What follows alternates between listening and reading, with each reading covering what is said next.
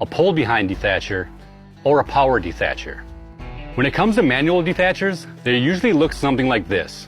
They usually come with adjustable tines on each side of the rake, one set of curved tines and another set that are straight. These tines dig far enough into the ground to scrape out dead grass and thatch, but not deep enough to damage the roots of the grass.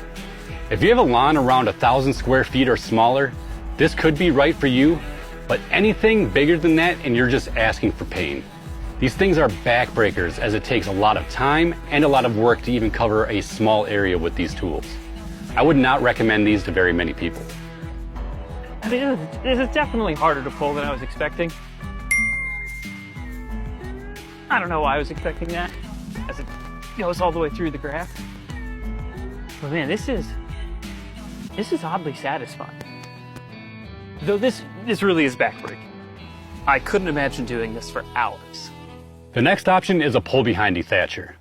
You can pull these behind your four-wheeler or lawn tractor and it will pull up dead material and thatch as you drive around your lawn.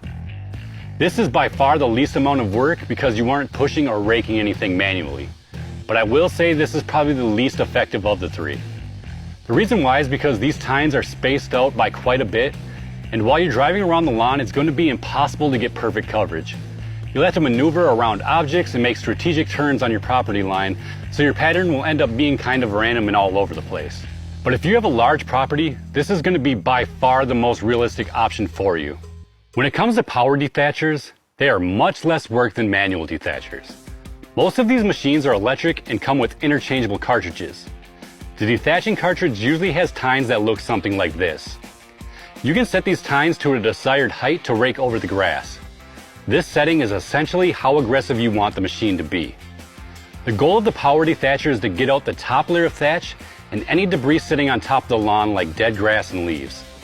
This would be the best tool for getting out a lot of dead grass and small amounts of thatch, like under 1/2 of an inch. But don't underestimate the power of these machines because they get out a ton of material. There is one crappy thing that comes with these electric dethatchers though, and that is the power cord. It sometimes becomes a pain, but if you're constantly moving away from the cord as you're dethatching, you shouldn't have too much of an issue. If the power cord is going to be an absolute deal breaker for you, they also have battery powered options, but they do cost about $50 more. The second option is to scarify or verticut.